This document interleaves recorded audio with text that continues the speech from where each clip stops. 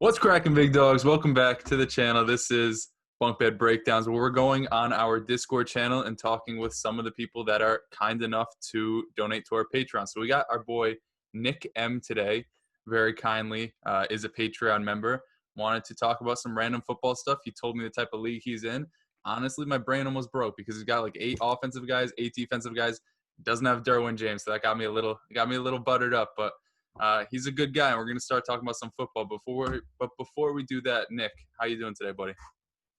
I'm doing great. Thanks for having me on, man.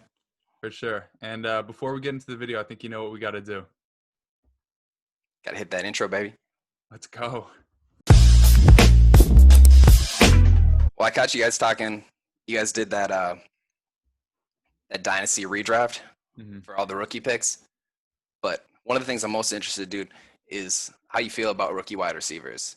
Because within the past, 2 years, they've just been blowing up. And I feel like you guys touched on it, but it's almost changing the whole, dichotomy of how we need to think about what's a good rookie wide receiver and what's just a bum. Yeah, I think, honestly, in the video, I didn't really think of it the way that Nick presented it. I'm like, well, Henry Ruggs is having a down season, but we should expect that out of rookies. He's like, well, you look over the past 2-3 years, these rookie receivers are producing. That kind of changed my perspective on the spot because you look at it, the receivers that produced their rookie year, going to their second year, they're going to produce again. A lot of the guys that didn't produce, whether it was N'Keal Harry, no, Paris Campbell got hurt, so it's kind of an anomaly. Like, he was doing pretty well, and then something else happened to him. He was out this year. But a lot of the guys that didn't really show out their rookie year, whether because of injury or just a lack of talent, I guess, like a J.J. Arcega-Whiteside, even an Andy Isabella isn't getting on the field. I think in prior years where that was kind of written off as just a developmental phase in their game, I think now it's kind of not more of like a death knell or a death sentence on their future production, but I think it definitely hurts when you see a guy even like a Debo Samuel or a Laviska Shenault, guys who are more Swiss Army knives, who aren't real actual receivers in the sense that they're going to run downfield and maul somebody. They can be moved around the formation. I think them coming out and being productive just shows that if you can't do that right away and that you're not being able to produce in a way that the team drafted you to be able to produce, I think you got to start moving them down your rankings, even though it seems a little bit harsh. Even a guy like Deontay Johnson, who I think was like a third-round pick for the Pittsburgh Steelers, his rookie year, you look at his numbers, like 650 catches. He didn't even play the full season. People are still taking guys like probably not J.J. Arcega-Whiteside ahead of him, but people were a little bit hesitant to move J.J. Arcega-Whiteside down and move Deontay up. I think if you show any type of flash like that going year 1 to year 2, I think there's a whole lot of promise there. So, yeah, I think what we talked about this past week was really good, just looking at how it's really changed the entire landscape of the wide receiver position, because originally we just think quarterbacks don't really do anything year 1. Running backs are the only players you can really trust. But even in redraft leagues, it's not something you should shy away from now. Yeah, dude, man. So as far as we've seen it with Calvin Ridley, DK Metcalf. I mean, it's been a handful of years, dude. So I think it's about time we switch up the perspective for everybody. Jalen Guyton too, catching 70-yard passes like it's his job. Yeah, that's wild. That's the true miss of all of our. I don't know. I still haven't even looked into him because I don't even believe the hype yet. I don't even believe the hype, and I'm a Chargers fan. Apparently, he runs a 4.3, and he's 6'2", which is cool. And apparently, he begged Anthony Lynn to get on the field, so he believes in himself more than his coach does, which is also the case for Justin Herbert. Hell yeah, dude. So one guy that I know you guys have been super high on is Jalen Reagor, and he's one dude that I see too many similarities with the drafting of Nelson Aguilar. Damn, that's tough. So Nelson Aguilar, I think he kind of, when he popped onto the scene for the Eagles, all of his success, if you go back and watch some of the scores that he had, he lucked into so many touchdowns and so many big plays by just absolute garbage, defensive coverages, stuff like that. So the profile between Jalen Reagor compared to Nelson Aguilar, pretty similar, but same size, relative speed.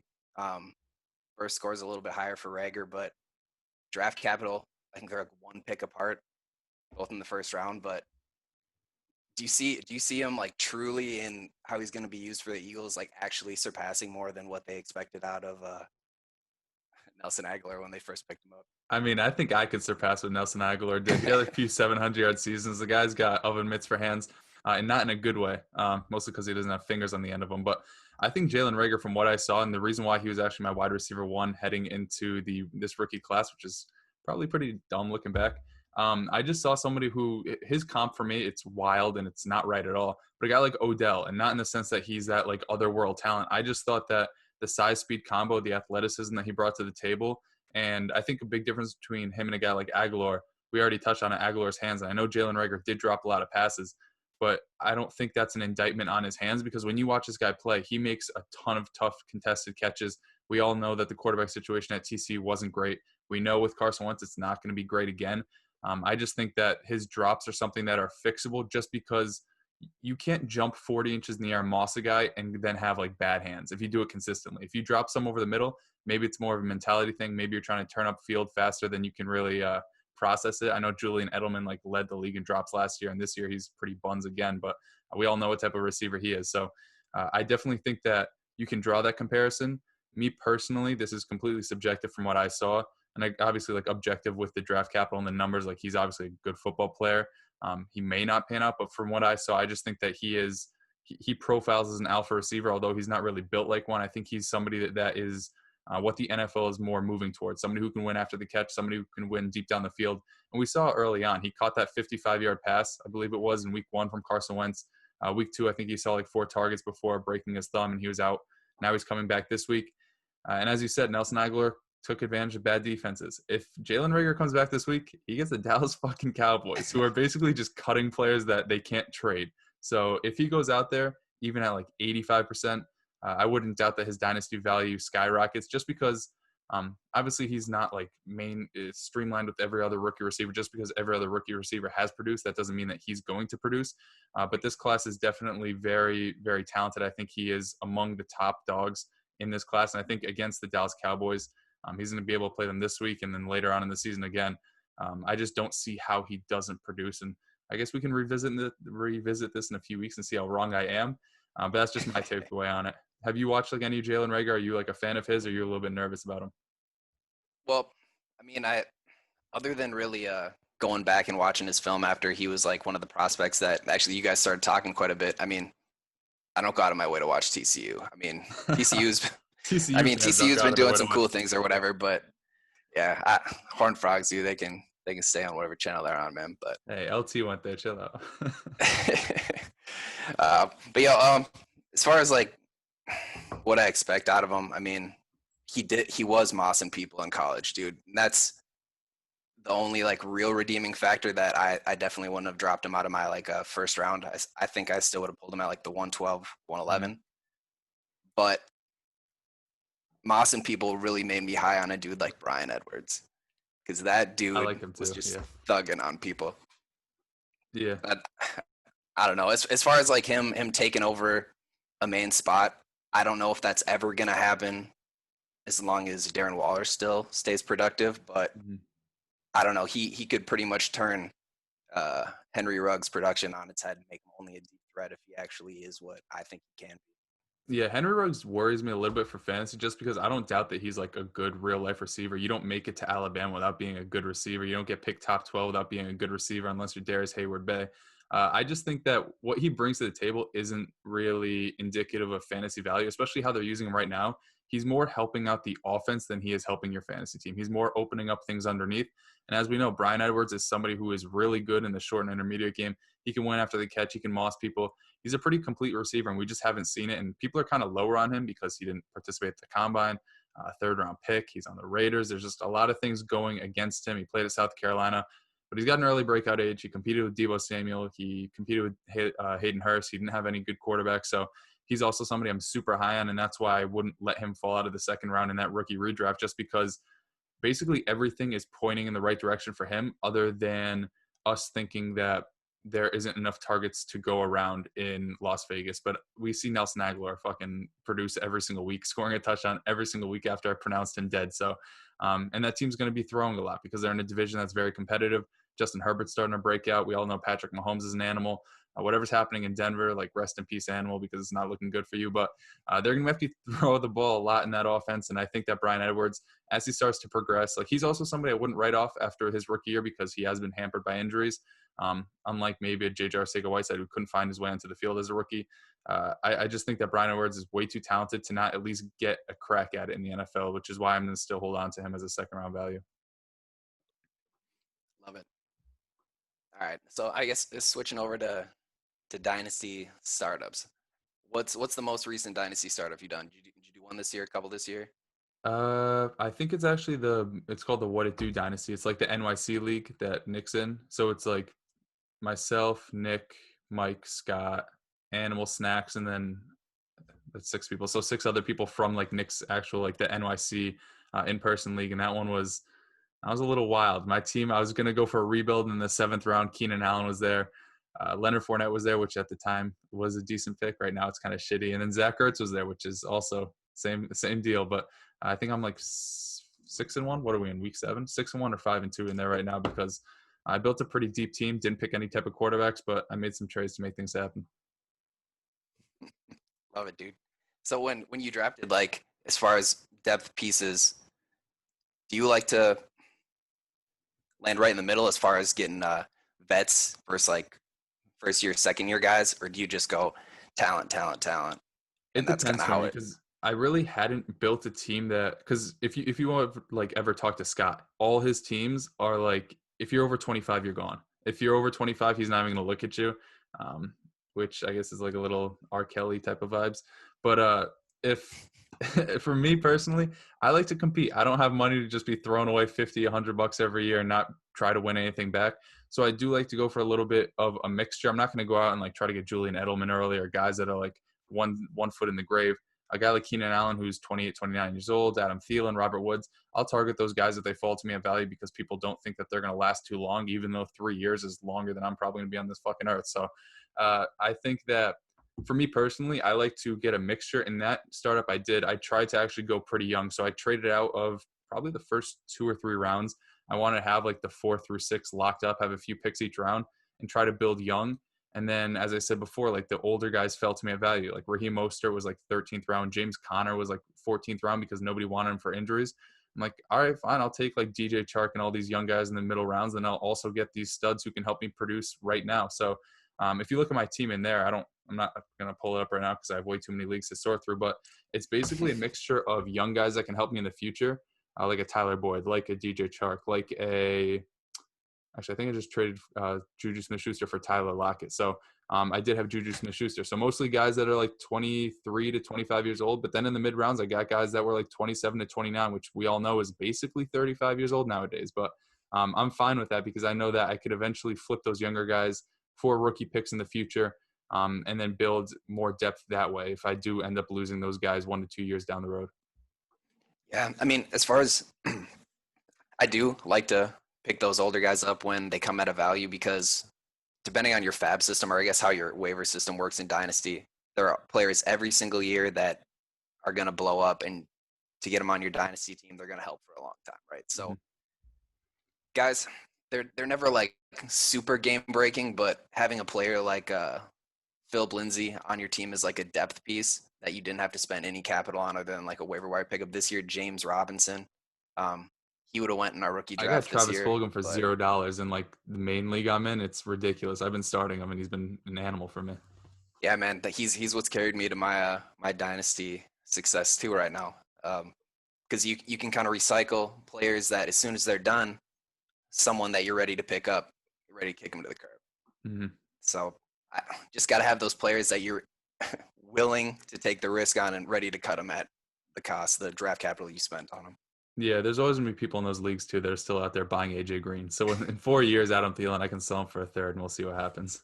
There are people still rostering like Larry Fitzgerald for like high auction value in my league. So That's sad to me to see like Larry Fitzgerald in the waiver wire and redraft leagues. I'm like, damn, this is about to be Julio in 2 years. Like I can't let Julio slip on the waiver wire. yo, Antonio Brown, Dez Bryant, both like 31, 32. Some guy in my home Crazy. league picked up Dez Bryant like 3 weeks ago. He just got promoted to the practice squad and he dropped him. I'm like, what did you think was going to happen in that 3 week span? You thought he was just go out there without practicing? You want a better situation? Like, there is no other situation, dude. All right. So as far as I kind of mentioned getting rid of like old players, but when do you like to give up on young guys that are just wasting space? Especially so in the leagues that I have, we have a taxi squad, but we have a hard like 2 year cut limit on them. I don't know if that's pretty standard, but Yeah, I think that's that's pretty standard. After 2 years, you can either promote them or you got to cut them. Yep. So I mean, I've been in first year, always let them ride, but then the second year, I hardly. It's either they're on the squad or they're gone. I never wait to have that off-season decision, so I Hmm. can start planning like who I'm going to pick up in the who have a chance to actually draft in the rookie draft or the veteran free agency. You do. How deep is your bench in that league? So we got 20 slots that you can have for a bench. Yeah, because for most of mine, it's about the same. And I haven't run into the issue where I have to like give up on a young guy unless it's like a complete fraud, like a Philip Dorsett type of thing. It's like he gave up Sure. on himself, so why don't I give up on him at this point? Like I haven't run into the situation where I have to really cut somebody because I'm trying to pick somebody else up. Mostly because the waiver wire, like the top options, a guy like Danny Amendola, who I'm not going to pick up, or Larry Fitzgerald, like you said.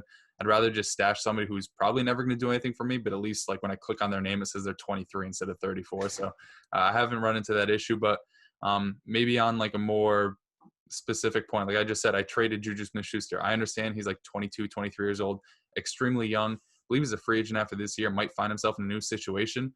But when I'm I have a roster that is win now, and I see the usage he's getting, no matter what game script they're in, no matter who's lined up across from him on his own team, he seems to be the number two. Sure, in the future, he could end up in an offense that wants to use him like he was being used in 2017 and 2018, and that's going to kill me. But if I can trade him for a guy like Tyler Lockett, who right now is getting wide receiver one usage in a better offense, consistent volume, and has those blow up games where he puts up 200 yards and 3 touchdowns for absolutely no reason other than to beat me in fantasy football, I'm just going to do it any day of the week. And although it's a short term loss, there's no better feeling than actually winning a fantasy championship. So I'll make that flip, even if a guy's like 4 or 5 years older, and I know he doesn't have the longevity as the latter piece.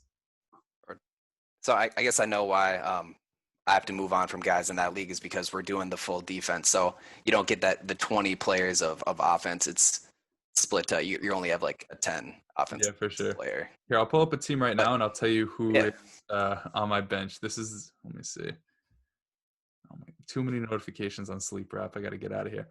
Currently on my taxi squad, I have Emmanuel Butler, Demarie Crockett, Damian Willis, and Jeff Thomas, and I still have a spot on my bench. So that's how deep these type of leagues are. Ricky Seals all Jones. right, all right. I have Greg Olson for some reason. So like, I have no reason to really cut anybody right now.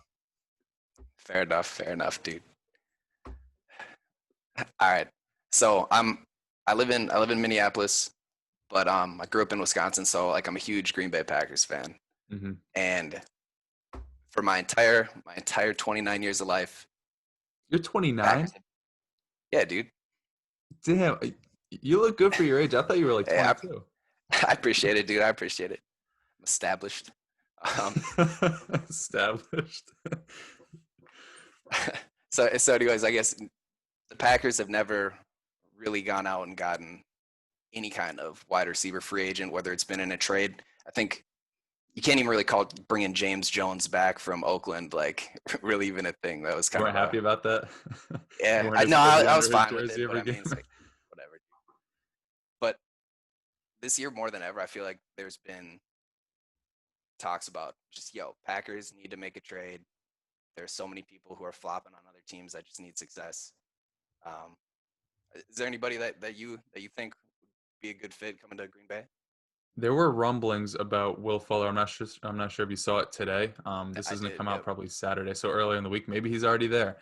I'm not so sure that Deshaun Watson is going to play another game this year if they trade away Will Fuller. Like he is losing every weapon he has. He's going to be down to Randall Cobb, who is a former Green Bay Packer, and then Brandon Cook. So it's going to be real ugly for him. I don't think that's going to happen. I'm not sure if Will Fuller is a free agent or whatever, and they want to pay him a lot.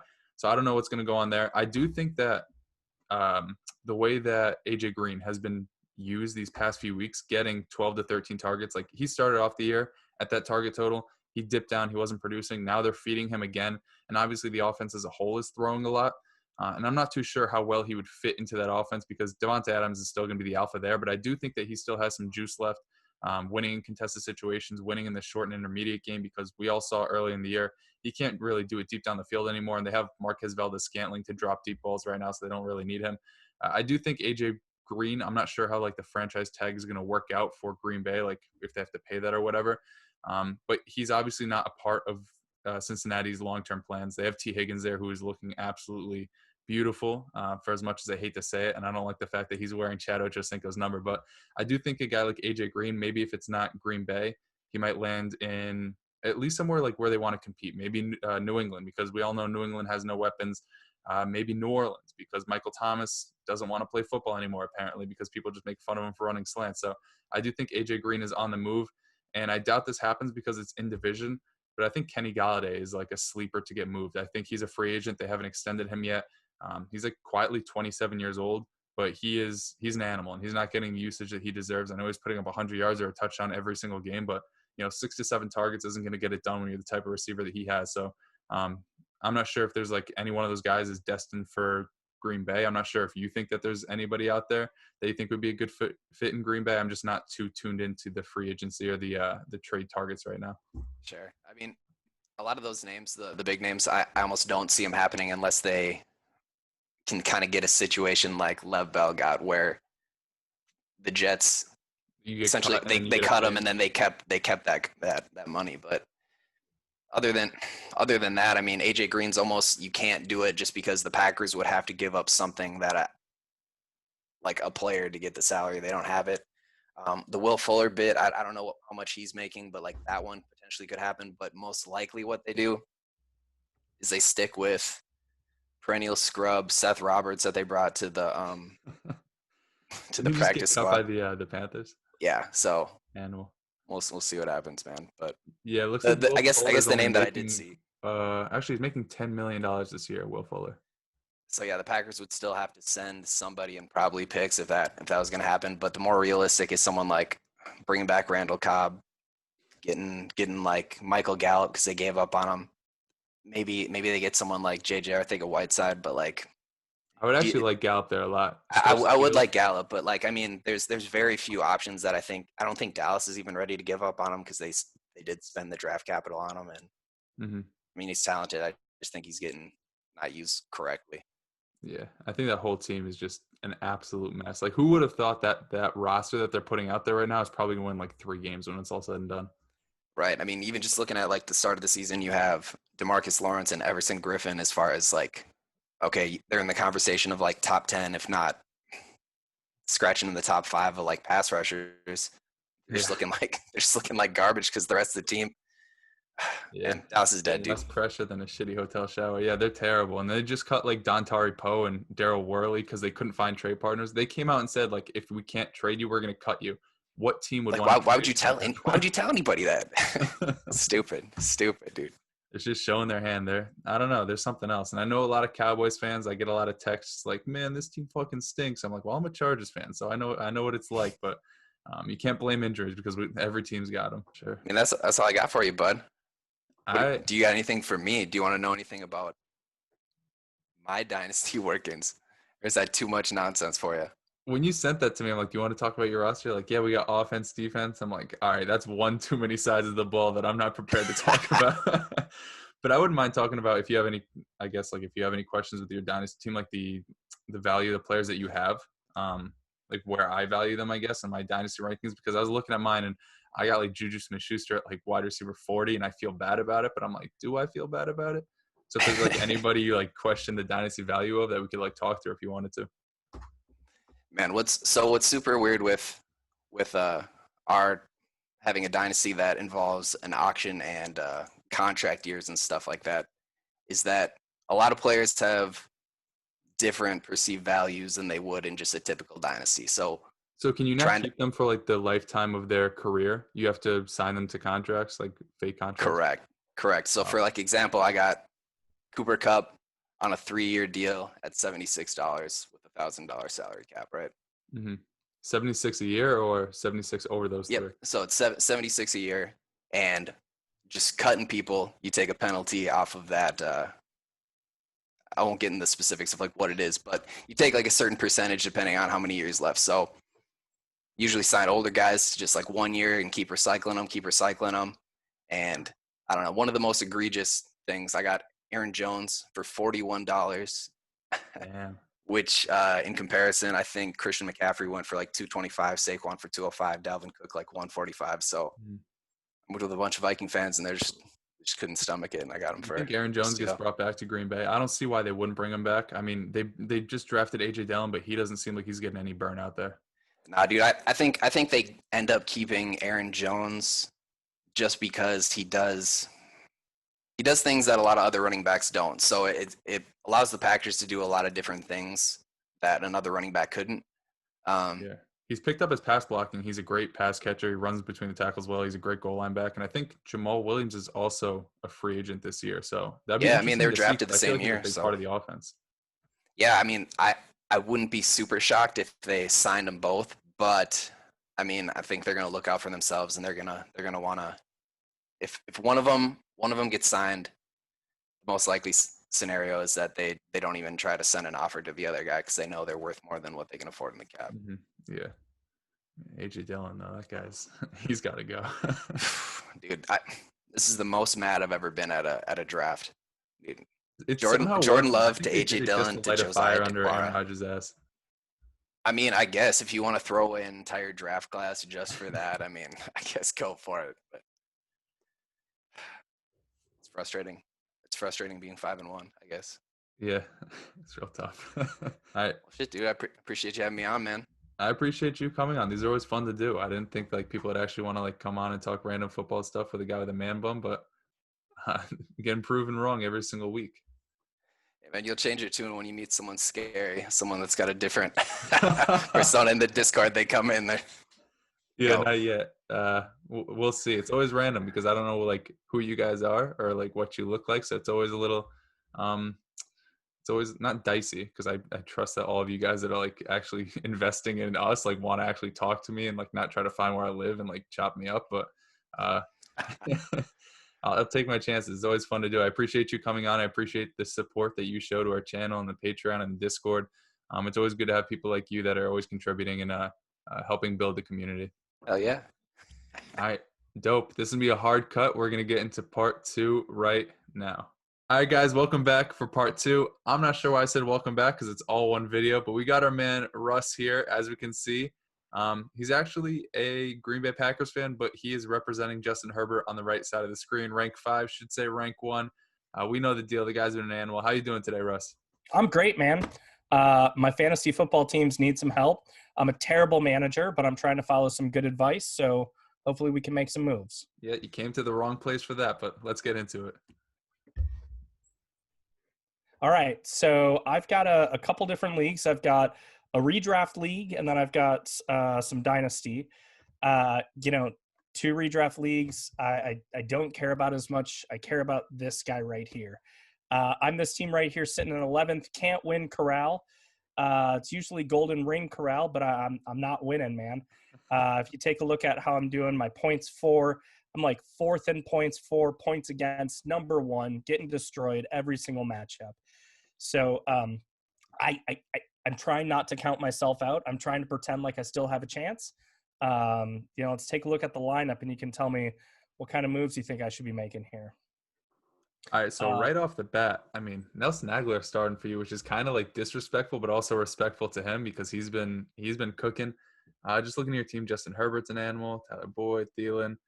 Are you struggling with bye weeks? Not so much. The running back position is definitely a little weak. Oh, it's also super flex. So your quarterbacks are real strong. I would say just quick glance, you have Cam Newton on the bench. So your quarterbacks are decent. I think Cam Newton's going to bounce back this week against Buffalo. I just don't see how a divisional game, they sleepwalk through it and he just like dies on the field again. That was real rough.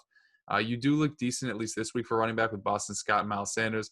DeAndre Swift the rest of the season. Their schedule is a little bit up and down, but I do like the trend in his usage. Melvin Gordon, I'm not sure what's going to happen to him with the whole DUI situation. Plus, he's in Denver, so he kind of stinks. But yeah, to me, it looks like you're a little lacking in depth. And I do like Adam Thielen. I think he has been fantastic. Obviously, that's objective. But if you look at his schedule upcoming, he's going from like the easiest schedule to one of the hardest schedules. And I know he runs out of the slot a lot, so it's going to be pretty easy going for him. But I think this is a perfect time to sell high. There's trade talks about him being moved. I'm not sure about the practicality of that. I'm not sure how much he's getting paid and if a team can take his contract on. Obviously, that would probably be a pretty big hit to him because I don't see many situations where Adam Thielen leaves Minnesota and improves his value, he's somebody that I'd try to maybe get a 2-for-1 deal on, buy low on a running back, or maybe just get like a Jonathan Taylor straight up for him. I'm not sure what that guy's roster is looking like that has a guy like Jonathan Taylor, but his schedule is looking real prime, and I'd rather have a top-notch running back than a guy like Adam Thielen, because you do have DJ Chark on the bench, who is seeing a whole lot of targets. He's obviously on bye this week, but it looks like – actually, it doesn't look like you can fill in anybody for this week. But you also have Tua Tagovailoa. So it's a 12-man league. I'm not sure how everybody's quarterback situation is looking right now, but you have 4 starters. And I think that if somebody else is thin, you can maybe even package a Thielen and a quarterback to get a wide receiver and a running back. That's a good option. Yeah, I put the note out last week. If anyone's looking for a quarterback, reach out. I had top waiver priority, so I snagged Tua. I knew that, I was overloaded at quarterback and also at tight end, but thought, that's a trade target. Since I had waiver priority, I should snag him and then hopefully try and package him up. So Thielen and a quarterback totally makes sense. Try and move them and then get some better depth. Yeah, you also have some pretty good tight ends. I know Tanyan's been a little bit disappointed, but you have Jared Cook, who should also, even if it's a tough matchup in Chicago, like if Emmanuel Sanders is out, if Michael Thomas is out, he's going to see some targets. You have Jonnu Smith coming off of a down game, so he's not somebody I would try to trade, but definitely somebody's desperate. Maybe try to trade high in Jared Cook, because I'd assume Michael Thomas eventually comes back. I doubt anybody wants to take on his $100 million contract, especially when he's like fighting his own teammates. I'm not sure that's something that would appeal to many teams. So I don't think Jared Cook's going to improve his value for the rest of the season. Even then, he's not seeing too many targets. Most of his production is tied to touchdowns right now. So maybe try to move one of your tight ends for a more valuable skill position. I'm taking some notes. This is going on YouTube, but I'm gonna write it down. Make sure I'm ready to go. Yeah, don't show your league mates. I mean, I'm gonna find out who watches this. We'll see. Okay, cool. So that's super helpful. I'm 1-6. A lot of it has been matchup dependent, matchup driven, but hopefully this can at least make me not be the league's taco and take home something better than 12th place. If you do, you'll find a way to smoke out of it like taco. Right. All right. So should we take a look at the Dynasty? Yeah, for sure. If we're done with the redraft ones, yeah.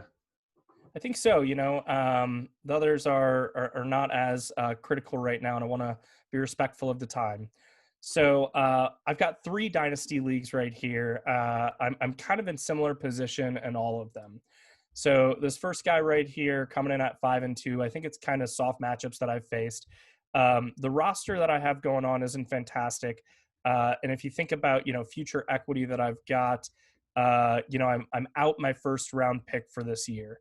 So I'm going to try and allow you to take a look at the starters that I got going on right now, and then I'll scroll down when you're ready. Yeah, so it looks like you have a decently young core with Daniel Jones, Jared Goff, Christian Kirk. Like, obviously, a guy like Julian Edelman, your spot starting. Robert Gronkowski's a little bit older, and it's tough with the tight end position to really find a young breakout guy, especially if you did your startup a few years back and you're trying to target somebody. You have Tua on the bench, so you're definitely pretty good at the quarterback position. I'm not the biggest Daniel Jones fan, but he's young, and the Giants are dumb enough to extend them. So I'm fine with what you got at quarterback. Your running backs are pretty elite, and I know Derrick Henry isn't a guy I'm a huge fan of, and Ezekiel Elliott, he's 25, so he's basically 30 in running back years. If that's something you want to change, maybe opt for a younger option. Because this roster looks like it may be able to compete, but it's definitely not like upper echelon, because guys like Mike Evans, Juju aren't seeing the type of volume that you would expect. You're mostly, I'd imagine, banking on your running back production right now. If you don't think that you are going to be able to compete, then I don't see any reason to. Not that there's no reason to hold on to Derrick Henry, but I think the value you can get in return from a competitor, if it's like a first-round pick and a guy like a Miles Sanders or I doubt you can get that package, but like a first-round pick and a decently young running back like a DeAndre Swift, who's going to help you in the future as a guy like Daniel Jones starts to move into his prime. Same with Jared Goff and Christian Kirk and all these other younger guys. Juju Smith-Schuster hopefully moves to a new team and gets more targets. I would just say try to maybe align your guys' primes so you have a competitive window, because right now, Zeke, Derrick Henry, and Mike Evans are all in their primes. Julian Edelman's past his. Rob Gronkowski's pretty much past his. I don't see how, not to sound disrespectful, I don't see how you really compete with a team like this year And then as like the future goes on, like Ezekiel Elliott, as he's like 28 years old, that's when the other guys start to reach their peaks. And I'm not so sure that he's going to maintain his value that late into his career. Yeah, the interesting thing on this team, from a league perspective, I'm right up there in points for. Points against, I'm not totally far out, so I haven't been getting the easiest matchups, and the teams that I'm competing against, it's kind of like an older team that's hitting their prime and gone beyond. With this core, and then this guy right here has been the best so far in the league. How many people are in this league? This guy's starting Donovan Peoples-Jones. I think it's 12. All right. Yeah, I don't know. Maybe then you can compete because these guys have pretty sketchy rosters for being in first. Right. He's got D-Hop on by. So this guy's got the most points for. Yeah, that's a real solid team. And he's also got an older team starting Drew Brees and Nick Foles. I'm sure he'd want to start somebody other than Carlos Hyde unless he has Chris Carson when Chris Carson comes back. Brandon Ayuk is kind of iffy. Maybe you can try to sell a running back to him. That would probably guarantee him the championship this year. But if he has picks and younger assets to give you, that's somebody I'd maybe target. Awesome. Yeah, let's see if he's got anything on picks. No, Nope. he's sold out for this year. Yep. Yeah, so it's kind of like no man's land for my team right here. I'm not quite ready to compete. I've got some key assets, but looking like a year or two down the road is really going to be where I'm trying to make a push for the playoffs. Yeah, and what picks do you have in 2021? You have 2/3 and a second. I think I've got second, 2/3, fourths. Yeah, honestly, you also go into the 5th round. What I did this year in one of my rookie drafts, I actually got Antonio Gibson at like the 302. I had 4 4th-round picks, and I just traded all of them up, all my 4th-round picks to move up to wherever Antonio Gibson was going, and I got him. It looks like you can kind of be in a similar situation. Maybe when the draft comes around, this obviously a long time away, and it's probably not going to remember because it's a very niche point, but like trade 2 of your 4th-round picks for a 3rd-round pick, then trade 2 of your 3rd-round picks for a 2nd-round pick, and then maybe package 2 seconds depending where they're at for a late first, and you can go get your guy. Obviously, the depth looks nice, but when those 3rd-round picks end up being like J.J. Arcega-Whiteside, KJ Hamler, like guys that may never pan out or don't really add anything to your team, it's more important to just go up and get a guy that you have faith in. And also, I'm looking at your IR right now. You have 2 pretty decent guys in Deebo Samuel and Hooper there. And when Samuel comes back, and John Brown. So you'll be a little bit better at running at wide receiver and flex. So maybe don't sell out for this year because I do think you have a chance with the core that you have. I just wasn't so sure the depth that you had. You just got a little bit unlucky with your injuries. Awesome. So let's pivot over to this league. So it's my team right here, 4-3. League standings, it's division based. In my division, not up at the top. You can see that I don't have the most points for across the board. Everyone, I'm probably 6th, 7th in points for.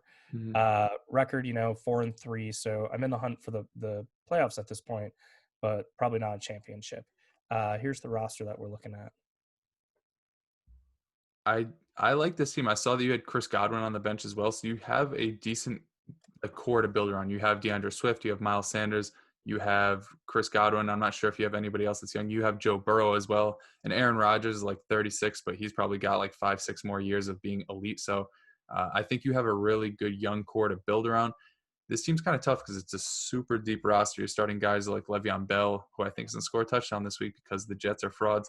You also have DJ Chark, Christian Kirk, even Antonio Brown out there. Your running backs are a little bit thin. You got Tua. I like the way that this team is built. I do think that this is a team that you can be competitive with. I'm not so sure how the Tampa Bay Buccaneers wide receiver core is going to stack up when Antonio Brown's in the fold, when Chris Godwin is back. But if you wouldn't mind scrolling back up to your starting roster. Sure. It looks like a super deep league. You have 4 starting quarterbacks and Ryan Fitzpatrick. So whatever happens to him in the future, you might be able to get some value out of him. I wouldn't rush to sell anybody because the older guys that you have other than Aaron Rodgers probably aren't going to net you much value. Like nobody's trying to get Jimmy Graham. Nobody really wants Le'Veon Bell. Nobody wants Latavius Murray. This is a team that I probably stand pat with, because I think a core of DeAndre Swift, Miles Sanders, Joe Burrow, Tua, Aaron Rodgers, and Chris Godwin, if you just put like a few complementary pieces around that, a few years down the line, you're going to be competing, and you don't need to have a full roster of a lot of, like, obviously you want a lot of depth and some quality depth, but when you have those top tier assets and you hit on a few rookie picks in the future, I think that can be like a competitive team. And obviously this year, it's a little bit different with the injuries. Like your team, you might feel a little bit more nervous about your team not having so much depth because everybody's going down with either COVID or soft tissue injuries. This year is kind of an anomaly, in my opinion, just because there's no training camp, and we see a lot of guys dealing with hamstring injuries, which usually flares up when you don't get a lot of practice and your muscles aren't ready for the high impact type of sport that football is. So I do like your team right now, even if you're not competing too much this year. I do think you have enough young pieces in good offenses to be able to carry you in the future that I wouldn't go out and like fire sale everything. Yeah. Now let's take a look down here towards the back end. This is what's exciting. So check out my IR slots, and then also check out the draft capital I got going. God, yeah, I think you're in a real good spot. Jalen Reagor, I'm a fan of. Alan Lazard is like sneaky old for being a young guy, but he's in a decent offense. You also have like a fullback in Josiah Deguara, but I do like that. I do like that you have those other depth pieces for you. You even have Tyler Higbee, who I'm not sure why they're not using him, and then 3 first-round picks. And are those going to be early? Do you know, or like where those guys rank? Let's take a look. Digath, Bargras. We've got.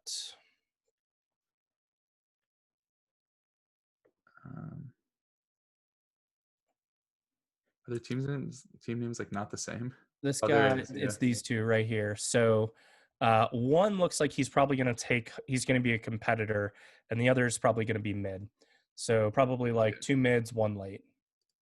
That's pretty good. This class is super deep. I think with those picks, obviously a guy like Trevor Lawrence is going to go top 1, top 2. Same with Justin Fields. He's going to be in the mix for the early deal. I think wherever Chuba Hubbard, Najee Harris, and Travis Etienne land, they're going to have value. If you get like a top 5, 6 pick, you're going to be able to get yourself a running back to build on that core. And even if you don't, even like a Jamar Chase, Rashad Bateman, Rondale Moore, I'm sure you've heard all these names. You're going to be able to build a pretty solid core with those 3 first-round picks. So I think even if you don't win this year, your team is set up really well. I wouldn't go out and make any ridiculous deals unless you happen to have like a handcuff on your bench for somebody that has the starter. Like if you had a Jamal Williams and someone had an Aaron Jones and you feel like you're not competing, maybe sell him off like a 2nd-round pick, even though you're like losing the trade now because he's probably worth more than the 2nd-round pick when Aaron Jones is out. In the future, he's not really going to give anything to your team. And if you're not competing right now, there's no point of holding him. Yeah, totally makes sense. Yeah, I feel good about this team in the longer run, and I'm happy that I'm doing a decent job competing. I didn't take a pick until like the 3rd or 4th round because I kept on trading back, and it ended up working out. Yeah, that's the Scott special. He like owns round 7 through 8, and you're like, what's going on? This guy's picking 24 times in a row. Well, I tried to do, man. Load them up. It works out well. You also just got to be active with your trades and say, thank you, thank you, thank you, offer sent, thank you. And then all of a sudden you win every league you're in. Yep. So I'm not quite there. But let's Nobody check is. out this team. So in this league, looks like I'm towards the top on points for, points against, same type of thing. 5th place, 4-3.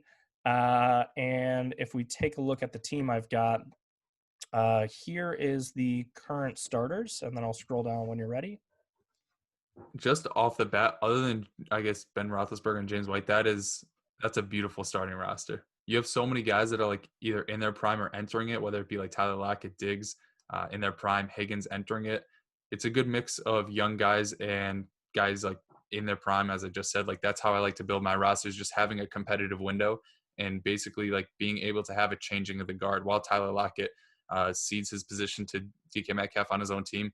You have a guy like T. Higgins who's taking over that AJ Green role. So I really like how the starters are looking. Nice. And then jumping down, here's the bench and then IR. Damn, rest in peace, Dawson Eckler.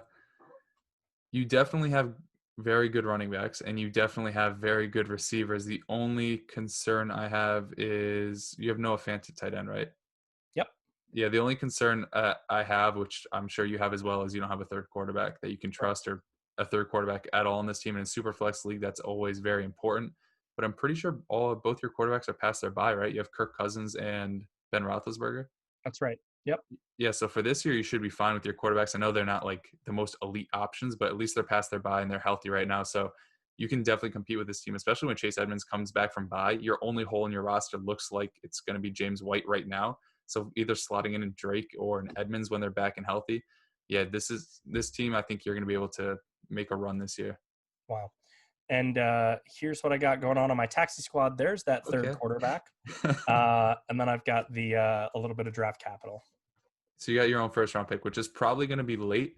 And maybe when that draft comes around, Mike always says like rookie picks never lose value. Once the season is over, from there until like the draft and even thereafter, they only accrue value. I'm not going to say go out and trade picks right now, but even if you wanted to move your 2021 first and package it with a guy like Chark who you had on your bench for a guy who's like looking to be in last place, like if you think about it right now, if you think about it in terms of last year's picks, if you can package DJ Chark and like the 110, which would be Jalen Reagor, to move up to like the 104, which could possibly be like a Jonathan Taylor, at the time when you just trade what looks to be 2021 first for 2021 first plus Chark, it looks like a loss. But when it comes around to it and you can get yourself a Najee Harris or like a Jamar Chase for that type of package, it is risky, but the value only goes up from here. And Chark looks like a guy that you're probably not going to start to week. You want that depth, but I think that not that I wouldn't say like go out and make that big of a splash play because it is very risky. But if you want to do it and there's a team that's 0-7 at this point, maybe go out and try it. Yeah, that makes sense.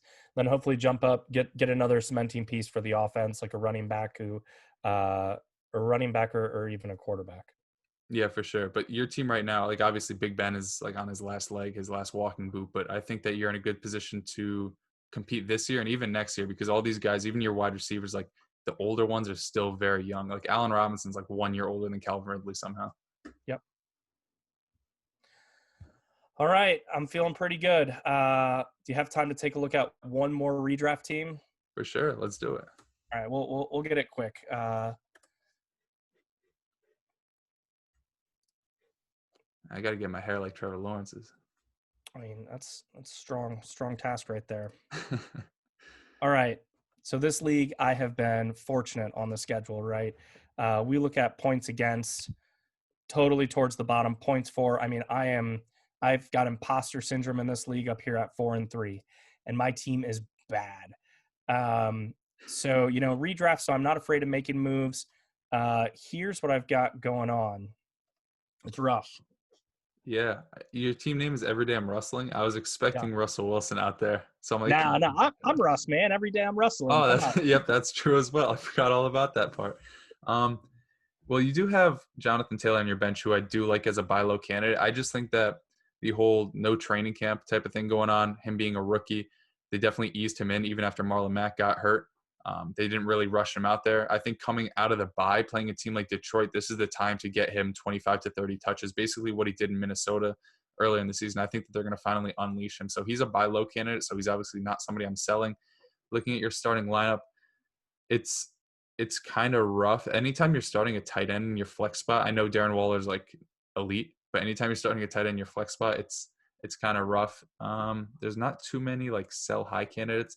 I do think Austin Eckler, if somebody is in the market to buy him, if somebody's in a good position to buy him because they are 6-1, 5-2, and they feel like they can wait on him, I'm really nervous about his injury. I think that any type of soft tissue like that, hamstring, and the fact that he doesn't have confidence in it, and the coach even came out and said expect him back later rather than sooner, and he also had like a knee injury that compounded with it. I just don't think that, not that he's not worth holding on to, but I think with a team like yours, if you can scrape any sort of value out of him right now to get you a player that you can slot into your starting lineup rather than trying to get by with this and hopefully having him for the playoffs, is probably the move. Like I sold him the week that he got hurt for like David Montgomery and another piece. Obviously, David Montgomery isn't elite, but he helped me win a few weeks. So I think if you can pull off something like that, probably not a David Montgomery type, but if somebody's trying to sell like a Chase Edmonds, because I think he's only going to start a few weeks for an Austin Eckler and they're in a good position to win, I'd maybe try out and make that type of deal. Totally makes sense. All right, Noah, really appreciate the advice, man. Appreciate you coming on. Love having you guys on here. It's good to see you guys. I guess not to sound conceited, but it's cool to see you guys like support and want to come on these type of shows and like contribute and help out in the forums.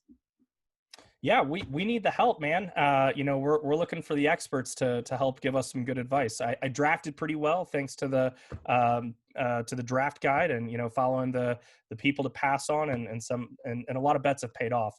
It's just taking it to that next level in the mid season to try and bring home a win. Yeah, hopefully you skipped over the pass on Calvin Ridley part. I wrote that one up, and Nick's like, "Are you sure?" And I'm like, "Nope, but I'm gonna do it." And it did not work out in my favor. Yeah, I got one share of Ridley, so I diversified. Yeah, if you fade me, you're doing real well this year. Nice. All right, but appreciate you having on. Right after this, we're going to get a hard cut into our third and final part of the video. Hope you guys enjoyed to this point. If you did, thumbs up. If you didn't, thumbs down and tell me why. And subscribe if you're new. We'll see you guys in 2 seconds. Peace. All right, we got part 3 of the video with my man, Jag Petrola. He's the first Jag we've talked about on this channel that we're not going to shit on because just a guy running backs are basically 220 and up, but he's a Patreon supporter, so we can't talk bad about him. We're going to do some roster review, and as you can see right now, he's got little Alvin Kamara with a Mario hat on his screen. So let's get right into it. All right, so a lot of trades happen. I think in this league, our commissioner is actually super organized, so he pins the trades, but I don't know how to fuck with his fucking. Yeah, it's the activity log. I don't really check that too much. Scott's always sending trades, so I can't keep up with anything like that. But it wasn't my original roster. Most of it is. So you see Ezekiel Elliott here, but I traded. Okay, so get this. I traded Julio Jones and a 3rd round pick for Ezekiel Elliott. Damn, and I don't I would still do that at this point. It doesn't really matter to me. You're 1 and 6 for the future. He's like 25-6. So I don't know how he's gonna do because the team I traded to him was this guy over here. I think he's 5-2 right now. So he was like he was contending. So traded that to him, and then I did have CEH, and that's the thing. I think I messaged you in the Patreon about it. I traded CEH for a 1st, a 3rd, Brian Edwards, and J.K. Dobbins. I like that move for you, especially since you're 1 and 6. I mean, CEH, sure, this year it kind of fell apart, but the fact that you can get a J.K. Dobbins and a 1st round pick, those are both gonna. I wouldn't doubt if J.K. Dobbins is a better dynasty asset 1 to 2 years down the line than CEH. I just think that in that Baltimore offense, he's gonna be an animal. If that 1st round pick is high, you definitely cashed out on that. Yeah, I'm excited, but okay, so I'm playing the guy who got the pick from. So he's 4-3 right now, so that's not looking so bright. But we'll see where that goes. The only reason I traded that too is because I knew I wasn't gonna contend at all. So I wanted 1st round pick. Because what I did was I traded my 1st round pick for my man Darren the Walrus. So that's what I did. Because as a Raiders fan, I had to be kind of biased towards that and pay up for him. But you traded your own 1st round pick for him? Yeah, this is like week 1. All right, yeah, I was gonna say right now it's a little sketchy. No, and then of course I traded to the GOAT, Brett Priest. I mean, you're all familiar with them. My boy Brett, Dave Montgomery in the 1st round. Yeah, bro. Oh my God. Actually, bro, in this league, someone traded David Montgomery for a 1st round pick. Like they got a 1st round pick.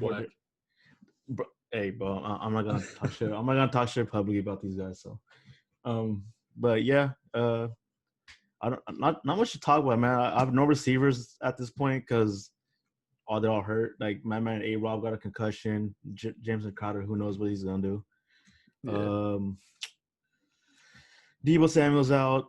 Julian Edelman's doubtful. So Julian Edelman was acquired through a trade also. I traded like week 2 or 3, like before Tyrell Williams got out. I traded him and Sterling Shepard for Julian. But that's when I thought I was going, I have a good team. I need like a consistent receiver.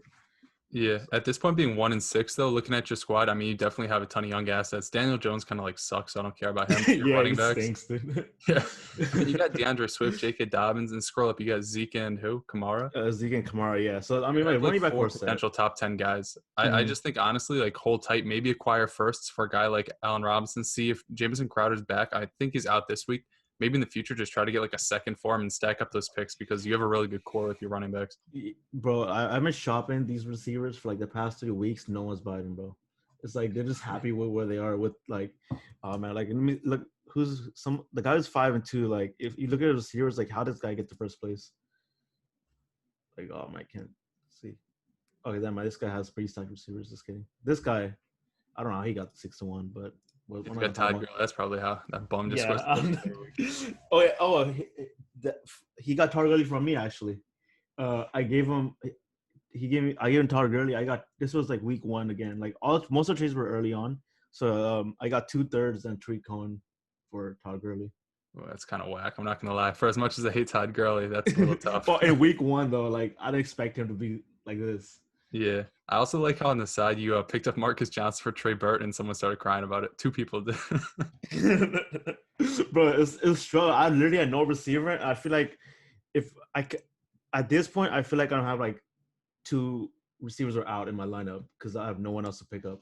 Who do you have on the bench other than like Julian Edelman and Deebo Samuel? Have anybody in like your IR? Chenault is by Brian Edwards, but I don't know how I feel about stacking him and Darren Waller. Then Marquise Callaway, but he's hurt also. So yeah, it's a little weak. Honestly, I don't think your team's too bad though. You definitely have a good young core. I mean, Deebo Samuel. Hopefully that guy stays healthy.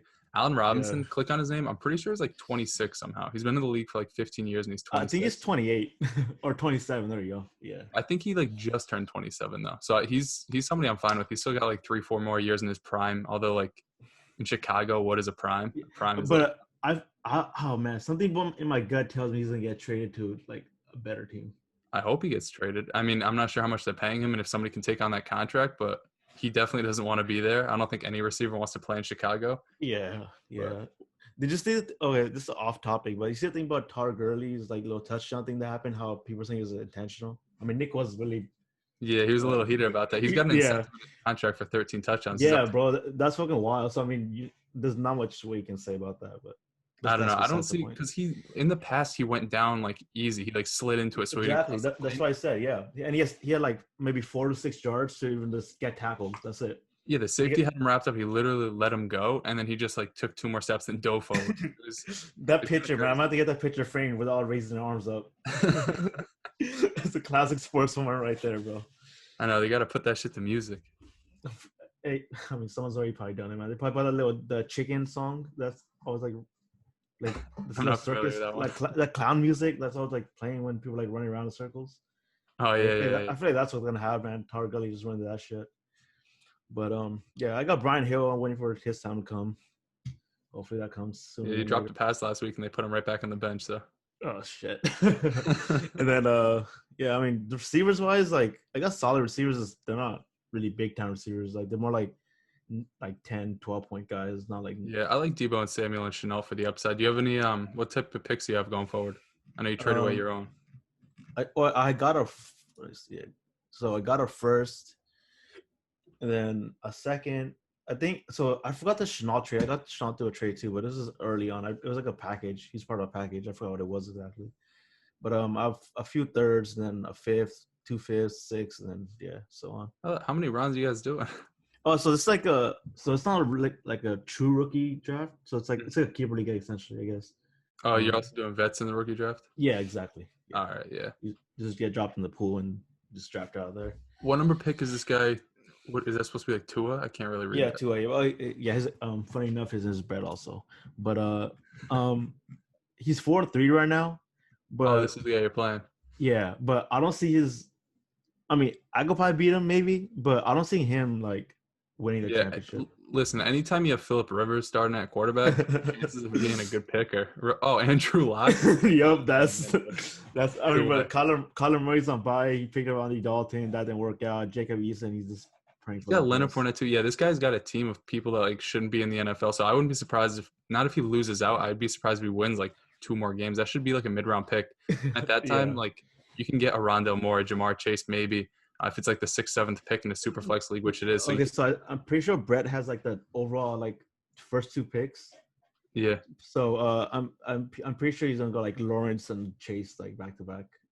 Yeah. I'm pretty sure he'd also like he'd drop David Montgomery into the veteran pool and then pick him too. So yeah, probably. But no, this guy. So like I was surprised when I looked this up. This man, Kerryon Johnson's only 23, bro. Yeah, but he's already dead. It's all right. Yeah, like he runs like he's 50. Like, yeah, I don't think he runs actually at all. Like I haven't seen this guy moving. At this point, give me the pass, man. Just let me go out and try for the Lions. Yeah. I'm pretty sure my 5'7", fucking 185-pound ass could run better than me. The next Jag. I mean, yeah, exactly. That's all I need, right? Like, my name is Jag. it's game over from there. All right, is that all you got for this team? For this team, yeah. But I mean, you want to go to the other league? Yeah, let's take a look at someone else. Let's see. I'm going to the league. I think I'm 4-3 in this one. Oh, this league, yeah. So I'm 4-3 in this league. But Set that lineup, young blood. I don't. No. I'm waiting on some people to get back at me for a quarterback. So, because this is also like a dynasty league too, but it's a different group of guys. Oh, so that get hurt. That sucks for you. Yeah, and then Gardner's on bye, Collar's on bye, and then it's pretty slim picking something. Unless you want Ben DiNucci, the fucking godfather on my fucking team. Nah, I'd stray away. I'd probably rather start Preston Williams against Jalen Ramsey than Ben DiNucci against whoever the hell they're playing. Yeah, dude. Your team this week might catch like 85 passes combined for like 600 yards. You just got like a bunch of slot receivers and guys that like aren't efficient at all. Yeah, dude. I like Justin Jefferson is a guy I actually drafted, and I was like super excited for him. I'm just happy he's actually working out for me. Yeah, I mean, you definitely have a solid core. Those top 5 guys you got, Kyler all the way down to Jefferson, is like elite. And when Dak comes back, you're going to be pretty set. Yeah, so I mean, this is praying for the best on this one too. Actually, let me see if I could pop up the home league that I have, because that's the people I played for a few years with. Is this redraft or dynasty? This is redraft, actually. All right. But yes, this is my league for redraft. I mean, you got a short bench, but your team is stacked.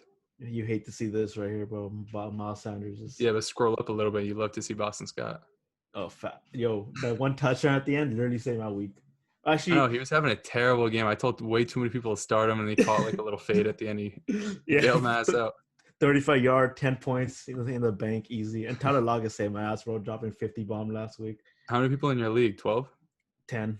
This is 10. Yeah, this is all like people I know person, like close, all close friends. What's your record in here? Like 6-1? Nope. 3-4. Yeah, bro. I assume with Tem's team though, like everybody's stacked. Yeah, it's just so week 1, obviously, lucky me, I had to play against Josh Jacobs and Russell Wilson. So they dropped 8 70 bombs together. Week 2, I had to play against Josh Allen. That man drops another 40 bomb on me. So this is like when you play like the best teams, like highest scoring team that week, it's kind of tough to win. Yeah, it's tough. In my home league, my first week, I played against Matt Ryan, Thielen, and Jacobs, and I was up by so much. And each game was like late in the fourth quarter. That each one of them scored 2 touchdowns in the matter of like 5 minutes, and I just got blown out. Yeah, bro, it's like it wasn't even close. Like, but last week I felt I got that feeling, but I played against the guy who was in last place, so like getting the 50 bomb from Tyler Lockett wasn't really like even something worth celebrating, because at that point you're just like, what are you really celebrating? Yeah, that game was wild. I had him in DraftKings. I'm like, all right, I maybe need like 40 points to cash out, and he put up 50. I'm like, I did not expect any of this to happen. Bro. Oh man, the 1 week with the Panthers played but did they just play the Falcons or no? Yeah, they played them earlier in the year too. I think the first time they played them, I had Mike Davis and DJ Moore, both of them just. Oh my god. Yeah, Mike Davis went off that game. I know that because I started Mike Davis this week. I'm like, he did well last time, and then. Yeah, dude, I know. I was trying to set these DFS lineups, man. It's so hard. I hate like being like $100 off from like a player you want. Yeah, I stink at it. I just post them on Twitter and call it free money, and then I don't actually play the lineup. See, yeah, because like I was looking at yours. I like Tyler Boyd. And that's the only like Bengals receiver you didn't have. Yeah, I don't actually put any money into those. They're called free money because I put it for free and I don't win money. Like $1. I don't know. I just pay like $2 multipliers on a FanDuel or stuff like that. Yeah, I just do the $3 entries because I don't have enough bread to be throwing it around. Yeah, but the main thing is just this league, man. Just the 1-6 league. Like, I'm trying to shop these receivers, but man, just no one. Honestly, though, like the way your team is set up, Allen Robinson's gonna be in his prime for the next 2-3 years. All your running backs, like they break out early, and we know Kamara this year, next year, probably the year after that too. He just got extended. Zeke, same thing when Dak is back. They're all going to be in their prime. I would keep Allen Robinson. I think Deebo Samuel, when he's healthy, he's going to produce. The only one I would get rid of is just Jamison Crowder if you can. Once he starts producing again, you can easily flip him for a 2 and invest heavily into the rookie draft there, because I think he's also like sort of young, but we've seen it throughout his entire career. It's like soft tissue injury after soft tissue injury, and he's on the Jets, so it's not a good pair. Bro, oh man, when is Gase gonna get out. I don't think he's ever gonna leave. I think he's just like stuck to that franchise. He's feel like the perfect fit for the Jets. Yeah, I feel like he's Bill O'Brien without the title. Like I'm pretty sure he's a GM at this point. Like yeah, he's a GM who signed Le'Veon Bell who didn't want Le'Veon Bell. He's like, we'll just do it anyways. That's how good I am. Signed for 4 years. Oh, and then publicly say I don't want him. Yeah, we signed this guy for 4 years, but I don't even know like how to use him. Like that's awesome. And the fucking Chiefs just rich getting richer, bro. I know he's about to put 2 touchdowns on their faces this week. Oh, bro, I hope so. Cause your boy, he's sitting right here. I'm gonna have to start in one of my leagues too. I just traded for Aaron Jones, and unbeknownst to me, the guy can't get healthy. Oh yeah. Oh, Aaron. Yeah, dude. Oh my God. I picked up Jamal Williams like 2 leagues, so no one else even thought about it. They all just assumed that Aaron Jones be played because he was. I think he was like limited. That's it. He wasn't out for sure. Jamal Williams is like the worst back in the league that can consistently give you like 5 top 5 weeks every single year. Like 20 points like yesterday. Last week, like 22 points or some shit like that, bro. Like when he's out there, he's literally like prime Zeke. He just catches like 6 passes and he gets all the goal line work. Yep, and then you have my man AJ Dillon, Quadosaurus Rex. I like how you're pointing out Davis Murray when you're talking about him. Oh shit! Basically the same guy. Well, yeah, can't forget about Murray, man. I mean, I'm kind of biased towards him too. I guess as a Raiders fan, yeah, I remember his first career game. I was watching Red Zone. I'm like, who the hell is this guy? He had like 4 carries for 120 yards and 2 touchdowns. Yeah, bro. He was this big ass dude. Like he was Derrick Henry before Derrick Henry. I know. He was just like, it was like an 80-yard run to start the game. He had like a 40-yard later. I'm like, who is this 6'3" running back? He should not be back there. Live out wide or something. Speaking of like, I forgot who. It popped up randomly on my Twitter feed, but the Terrell Pryor run, like the first play of the game against the Steelers, we still got for 80 yards. I don't even remember that one. They keep showing that. Oh, it popped on my Instagram for me. Popped on my Twitter. I'm like, bro, the FBI is watching me. Like, at this point, they're in my head already. Just man, I remember 1 year Terrell Pryor was like so hyped. I was the 16th pick on a 16-man league, and like it was the 3rd round. It was about to be up to me, and I wanted him mad like so bad because he came off a 1,000-yard season. He got picked right before me. I'm like, fuck, I guess I got to go DeAndre Hopkins. And then that year, Hopkins had like 1,500 yards and 11 touchdowns. When was that? Like 2017, right? It was the year after D-Hop had like that down season with Oxford. Probably 2017, yeah. Yeah, I think that's the season I had him too. I drafted him in the first round. Yeah. And then I traded him for whatever Dalvin Cook's rookie year was, because I traded him for Dalvin Cook and he tore his yeah. I got him. That was 17. Yeah, I got 4 solid games out of him that season. Yeah, that was tough for me. It was like the 3rd carry of the game that I had him, and he was just on the ground. I'm like, yeah, bro. And I think that's the year that I think it's Kareem Hunt's rookie year too. That draft class was like wild. Alvin Kamara. Like Cook, Kareem Hunt. Someone else. And Leonard Fournette wasn't like a Jag. Well, he was a Jag, but he was a Jag, not literally though. Yeah. I think Joe Mixon was 2017 also. Yeah, and Eckler, Chris Carson, Aaron Jones. That class was ridiculous. Yeah, it's fucking wild, dude. Yeah, I wish I played Dynasty in 2016 and sold everything just for that class. For real. I don't know, like to sound like, hey, I want 1st round pick fire sale, my team. Yeah. Like, who wants it? Sure. Wait, so are you on the West Coast right now or no? No, I'm on East Coast. I'm in Connecticut. Mike's West Coast, so we have to record late. Oh, okay. Is he in SoCal probably, right? I think he's like by San Diego. I don't know. It's weird. Like you're on the East Coast and you're a Chargers fan, and then he's on the West Coast. He's a Patriots fan. Yeah, well, he's from Canada, so I'm not sure what part of Canada, East or West. Okay. But gotcha. I think it's just like when you're in Canada, you just like root for the best NFL team. Yeah, I mean, just like there's American fans that are like Real Madrid when they're like nowhere near. Yeah, so. Yeah. I mean, I'm a Barcelona fan, so yeah, I can't really. Yeah, you're about as far away as you can get from Barcelona. Yeah, exactly. The opposite side. I mean, I don't know, man. Mike's kind of a bully to be Canadian, bro. I thought Canadians were nice. He's already calling people Jags and telling them to stink and calling people fat. Like, hey, that's just the vibe of the channel. Like, come on, man. To be a bully when you know these guys can just get out and just stuff you in a locker in real life. For real, bro. Like, I mean, because literally half of my family's Canadian, so like. Yeah. Oh, for real? Huh? For real? Were you born in Canada or no? No, I wasn't born in the States, but I was born overseas. I came out like when I was super young. Now you're a Raiders fan. Look at you, the American dream. But that is pretty American, right? You come step foot into the States, you see the Oakland Raiders play the Niners, bro, Battle of the Bay in like '97, and then like, yo, Jerry Rice, that guy looks good. Like, this guy's tough. He's bald and 40, but he's killing it. He's still playing. Yep. Yeah, that's crazy. Wait, how'd you become a Chargers fan? I just liked LT. I liked his visor. I liked his swagger. Bro, I'm like, you know what? I okay, like this yeah. team's jersey. I like him. I'm gonna be a fan, and it's been tough. That's kind of a like a what do they call it? Like I'm not proud to say, but I'm like probably I'm like LT's like my favorite running back of all time. So Yeah.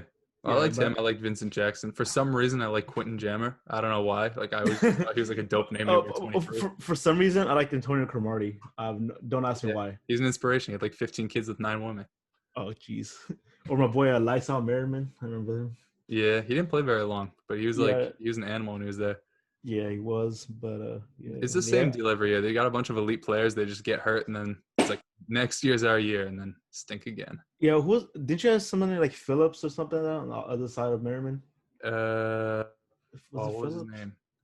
Sean Phillips. Sean Phillips, something like that. Yeah, He was Sean Phillips. He was like an outside linebacker. Yeah, he wasn't bad. Yeah, only reason I know that is because I played nothing with the Chargers in like the early Maddens. Oh yeah. from like Madden like 07 to like 12, like it was just Chargers, bro. Yeah, everything's fun about it until you realize you got Phil Rivers behind center. You got the vision on looking one way. Like it's crazy thing at one point they had LT, Michael Turner, and Darren Sproles. And they still didn't win anything with them. That's crazy. Exactly. It's wild, man. I mean, that's AFC West for you, bro. So yeah, we're gonna be talking in like 10 years. Like, damn, they had Melvin Gordon and Austin Eckler, and then I know, Justin right? Jackson's gonna eventually break out. He's like, he was there too. It's crazy, man. It's like, yeah, but LT, dude, my favorite one was his little Darth Vader mask that he had. The face Which one? mask. It's like it looked like Darth Vader's mask. Like the his visor, his smoke that visor. shit was sick. Yeah. I had his powder blue jersey when I was like 5, and I'm pretty sure I wore it like every day, and the numbers were just gone. They just Bro, I know. I had a Charles Woodson jersey growing up. Yeah. So, and now I have like a signed Kamara and like Jacobs one just like rotting in my closet. Like I was waiting for them to be Hall of Famers so I could just sell it and make some money. You just sell it off real quick. Yeah. I got an AB jersey for like $12 last year after like all the drama went out. I'm like, whatever, who cares? I'll just get an AB jersey. Bro. So I'm hoping it keeps going up because I have a Corey Davis jersey that's signed too. Corey Davis jersey? Yeah. I don't even think Corey Davis will want that jersey. Hey, bro. I mean, someone's gonna want it, man. Hey, who knows? He's been eating. He's been like out targeting AJ Brown, but going like 5 for 36 every week. So I hope somehow they make it to the playoffs or something, and he just pops out in the playoffs. I got it for like $50, bro, off auction. So I mean, that's not bad. I mean, a jersey itself is like 115 or something.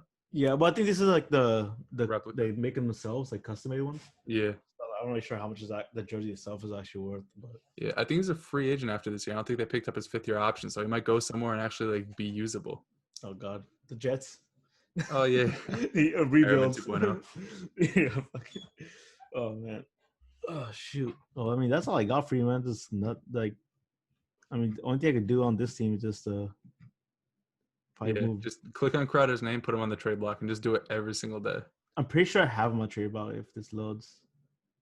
I don't even know how to do it on computer. I just know how to do it on my phone. Yeah, I don't think the computer has that option. It's weird. Because I know, like, on the phone also, it has the lounge option to, like, just chat. It doesn't have that on here. It's looking weird. Yeah, is there anything on waivers? I mean, you dropped Trey Burton, who's, like, a decent player. I mean, it's because – so I had Darren Waller already. And then I actually got – funny enough, I got Burton off of waivers. And I drafted Cook. So those are my – like – and then Chris Herndon. But let's see, waivers, like – I mean, the number one suggestion is Las Vegas fucking Raiders, so that's what it's looking like right now. I would pick up Alberto Okwebunam. He's 13 targets the last 2 weeks. Ran a 4.4. Right, oh, I gotta drop someone. Who am I dropping from, Noah? What are we doing here? I saw Chris Herndon down there. That guy's a bum. I'm not gonna make you do anything you don't want to do. I'm just saying Chris belongs on the couch. Wait, it's because of rookie, right? Yeah, he is. Yeah. He played in college with Drew Lock, so he's got a shitty quarterback again. Hey, that chemistry's there, bro. He's gonna be used to those bad passes. His picture doesn't even look like a real person. Yeah, I think because the background's orange with the jersey. Yeah, like everything just blends in. Yeah, it looks like a green screen. Wait, doesn't give me an option to add him, does it? Am I tripping or? I think you clicked his name. That's probably why. Oh yeah, you're right. All right, man. Who do you have deep? I don't want you dropping somebody that's good. I mean, I just picked up Marcus Callaway like a week ago. I would just hold him. I mean, he might have use this year. What's Chris Herndon's name? What the hell has he even done this year? I don't think I've seen him pass. Has he played? He's played. He's been out there. Oh, I mean, did he hit? Oh. He started the year hot, going 6 for 37 on 7 targets. Yeah, like the first 4 games, he's like plus 70% share, like for snaps. He's one of those guys that like I would write up in the waiver column, like he's getting usage. It's just a matter of time. And then it's week 14, and he has like 18 points on the season. Combined, probably. Yeah. 18 points. Yeah, dude. Like even worse, Logan Thomas. Like the usage is there, but the guy just isn't. Oh, dude. Oh my God, 3 weeks in a row, bro. My friend was like hell bent saying that Logan Thomas is gonna be the best DFS pick ever. Oh, he's worth it, bro. He's super cheap. He's gonna look at all these targets he's getting. Yeah, bro, he's getting like 10 yards. Yeah. I'm not sure if you read the waiver article, but like he was on there 3 straight weeks. The first week I'm like $20. Like he's an elite tight end. Yeah, bro. The second week it's like 15. It's a little worrisome. And then the next one it's $1 on this guy. Yeah, bro. And all of them, bro, I only picked him up in leagues where it wasn't a fab based thing. It was a wide. Yeah, he's a big waste of money. Yeah. But so it's like if it's any fab, like I'm not dropping fab on this guy, man. This guy fucking sucks. Yeah, the only guys I've been right about are like fucking Mike Davis, Justin Jackson, and a few others. But Justin Jackson, yeah, Mike Davis, Justin Jackson. Wait, didn't you say? Wait, were you the? I forgot who told me you pick up like Gio like last week, like not even like this week. Maybe it's probably Nick or something, man. Probably, yeah. I don't know. In the article, I usually just put like the high end. I put like Tony Pollard and Madison like the week before Cook got hurt. I'm like, just pick him up for $5 in case Cook gets hurt. Yeah. Well, I mean, Madison kind of stunk the next game. Yeah. So. He was worth the $5, I guess. Yeah. Well, actually, that's what it was. It wasn't.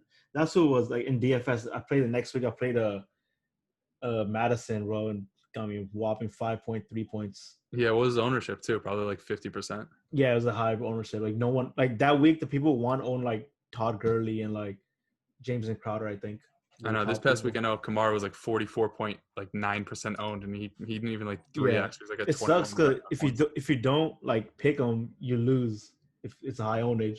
But at the same time, you go down with the ship if he sucks. I know. Last week, all my high like salary players, I had him, I had Julio Jones, and I had Josh Allen, and all of them put up like 18 to 20 points. And then I had like Deontay Johnson and Harrison Bryant blow up.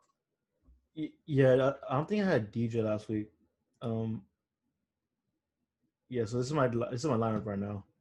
All right, guys, we're gonna screenshot this and we're gonna copy it so we can't win. That's like the lineup from last week that would have won, basically.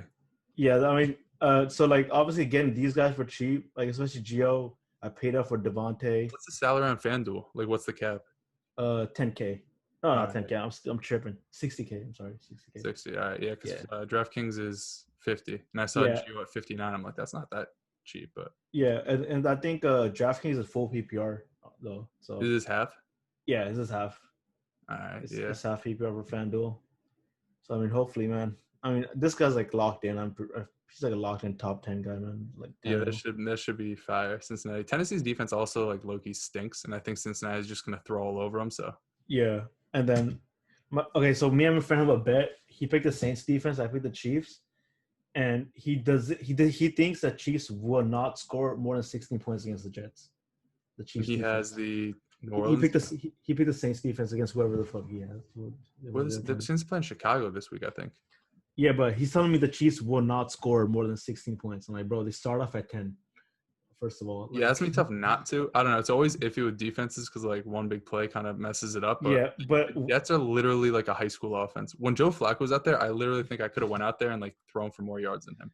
Yeah, it's like who is you're saying big play? What big play? Like, what are they gonna do? Screen pass to Mims. Everyone on the defense tears it. Hey, I hope so. Like the other league I was showing you, man, he's just sitting on my taxi squad, man. I like him a lot. I like that DJ Dallas dash too. But I think they just brought in Alex Collins, who's like a Mike Davis clone. He can just like do everything decently. So I don't know if he's gonna get the reins. Those dreads, bro, lost me so many games. That was like 2 years ago. He was just popping off out of nowhere. Yeah, Ravens. Yeah, it was, oh my god, fucking Alex Collins just disappeared. Justin Forsett like 2 years before that. They just pick up nobodies. Now it's Gus Edwards' time. Yeah. No, but I mean, Seahawks aren't much different. They're picking up like the Ravens like scraps. Yeah. Like, I wouldn't surprised if they fucking sign Mark Ingram next year or some shit. Man, Mark Ingram's got to go home or something. He's got to go back to Alabama or something, bro. Like, get him out of here. Go be a running backs coach or something, bro. Like that fool needs to get the fuck out of the league. But yeah, I mean, that's all I got for you, man. No, nothing else. All right, dope. Well, this, I guess, wraps up the second edition of bringing on Discord members talking shit, just cutting it up about random things about Mark Ingram being fat and talking to a Jag about Jag. So if you guys are interested in being in an upcoming episode, join our Patreon and you'll have access to our Discord, and then you can talk shit to me, and I'll probably ask you to come on a future episode if you want to get roster review, trade talk, or just general football discussion.